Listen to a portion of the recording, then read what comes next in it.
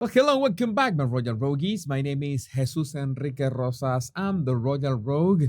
And tonight we have an interesting body language analysis between Prince William and King Charles. You know that, especially given the recent events regarding both Catherine and the King's health conditions, the enemies of the monarchy have made sure to make up over and over again that there is some kind of rift of or jealousy or confrontation between William and the king. I'm going to tell you what's really happening. The Harry and Meghan topic is beginning to fade and become really boring, and for a very good reason.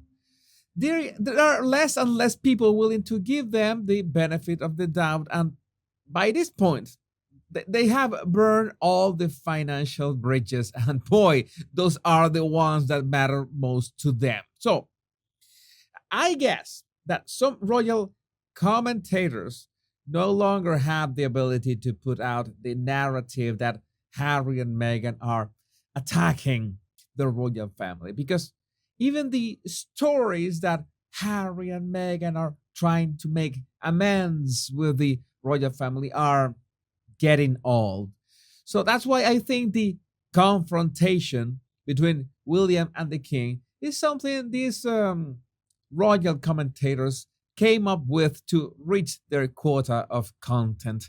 But I'm here to debunk that with a body language analysis thanks to this clip shared by Jen Carson Taylor.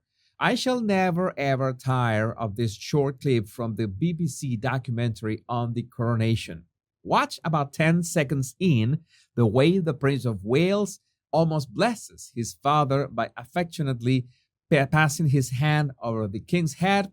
Watch their interaction, their smiles, the love in King Charles' smiling eyes, the way Prince William tickles his father's cheek. I mean, what more display of love and affection do you want to see? So, this is the clip that we are talking about. I'm going to make sure that you watch it at least twice before we go into the body language step by step. I've added my trusty yellow squares so you can spot the most relevant moments of this, which is the rehearsal of the coronation. I can imagine that anybody could say that, well, maybe they do have some kind of rift. They knew they were recorded at this time, so they were putting on a show for the cameras. But well, that that would mean that Prince William and King Charles are way better actors than Meghan Markle. But now that I think of it, anybody with a pulse can be a better actor than Meghan Markle. And sometimes not even a pulse is necessary to be a better actor than Meghan. But well, the first gesture that we saw is William tapping the head of the king, which I don't know, my memory fails me, but this is not something that he would be doing at the coronation itself. So there's our first clue, a clue of touch, of reaching out to the person. And of course, that's one of the greatest human interactions there can be. In this case, from a son to a father. I think it's important to stress the nature of the relationship because it is critical to set up the context of the interaction. In this case, what is the emotional bridge between them? Or is there a power play here? Well, there isn't. It's not a power play, in my opinion, even if it's the King of England that we are talking about. Then there are those tickles that William do to Charles' cheek. And sometimes in a body language analysis, it's about what doesn't happen. And what doesn't happen here, there is not much of a reaction from King Charles besides a smile. So that's a signal that they are used to sharing this kind of gestures. There was no trying to avoid the gesture or leaning away from it or like, what are you doing? And they are doing it in front of many people. So again, it's something that they are comfortable with, and it tells you that it's common behavior between them. What we see afterwards is the full smile of the king, who then looks downward. Maybe he spotted the camera at that moment and realized they were being filmed and felt a bit embarrassed. But this is only my conjecture. What matters here is the intensity of the smile and how he feels with this gesture.